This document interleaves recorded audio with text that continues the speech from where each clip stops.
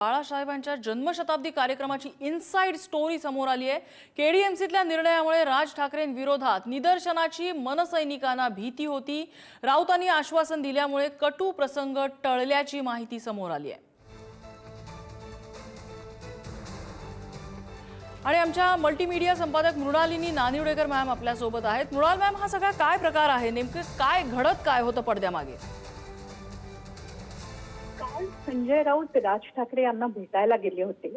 ही बातमी आपण माध्यमांतर्फे सगळ्या जगाला दाखवली। हो, कल्याण डोंबिवलीमध्ये जो निर्णय घेतला गेला त्यामुळे उद्धव ठाकरे काहीसे नाराज झाले असल्याचं राज ठाकरे यांना कळवलं गेलं। हो, राज ठाकरे यांनी त्या संदर्भात काय भूमिका मांडली ते कळायच्या आधी आज दुपारी एक अचानक धक्कादायक वर्तुळ निर्माण झालं, जे म्हणत होतं की कल्याण डोंबिवलीमध्ये शिंदे सेनेबरोबर राज ठाकरेंचे नगरसेवक गेले असल्यामुळे त्यांच्या निषेधाच्या घोषणा षण्मुखानंद हॉलमध्ये दिल्या जातील।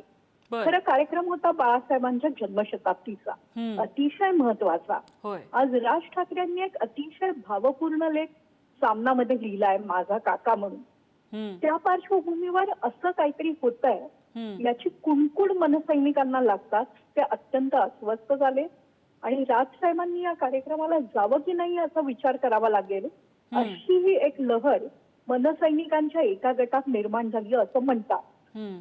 ही गोष्ट सामनाचे संपादक आणि शिवसेनेला बुलंद नेतृत्व देणाऱ्या संजय राऊतांपर्यंत पोहोचल्यावर त्यांनी आश्वासन दिलं असं काही होणार नाही आणि आपल्या भावनांचा आदर केला जाईल, कोणताही अप्रिय प्रसंग घडणार नाही हे कळल्यानंतरच राज ठाकरे तिथे गेले असं म्हटलं जात आहे।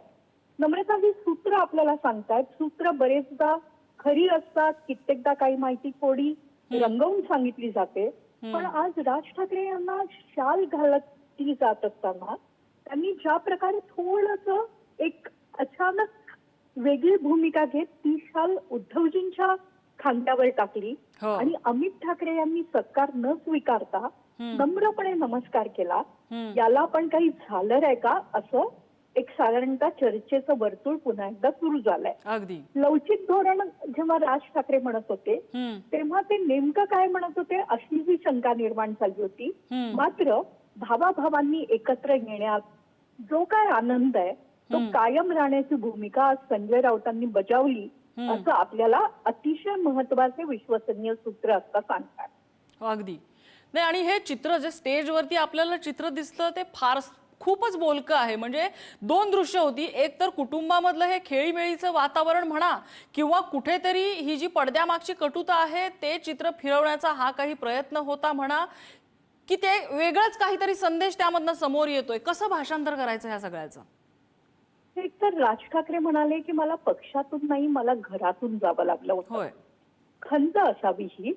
अर्थातच ते हेही म्हणाले की काळ बदललाय, मीही काही शिकलोय, उद्धवही काही शिकले आहेत, आता आम्ही दोघं बरोबर असल्याचा संकेत त्यांनी पुन्हा एकदा दिलेला आहे। पण कल्याण डोंबिवलीमध्ये नगरसेवकांनी शिंदे गटाला पाठिंबा देणं अजिबात रुचलेलं नाही शिवसैनिकांना।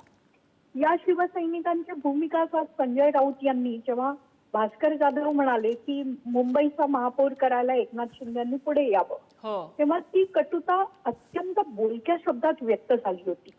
कल्याण डोंबिवलीचा निर्णय शिवसैनिकांना आवडलेला नाही आणि मनसैनिकांना असं वाटतंय की या एकत्र येण्यातून आपल्याला काहीच मिळालं नाही। उद्धव ठाकरेंच्या पक्षाला यश मिळालं, आपल्याला मिळालं नाही। आता उद्धव ठाकरेंकडे संघटनात्मक शक्ती आहे, मनसेनी वेळोवेळी भूमिका बदलल्या आहेत असा विचार कार्यकर्ते निकालानंतर करू शकत नाही। तसंच राज ठाकरे यांनी अजून एक कोपरखळी मारली की यादव नावाच्या माझ्या मराठी फॅमिली डॉक्टरनी जे औषध दिलं त्यांनी उद्धव ठाकरे लवकर बरे झाले, मी मात्र 6 दिवस आजारी पडलोय, त्यांनी पण पक्ष बदलला का? आता ही पण कोपरखळी आहे की काही बिटवीन द लाईन वाचायचंय ते आपल्याला येणाऱ्या काही दिवसात कळेल। अगदी अगदी धन्यवाद मॅम।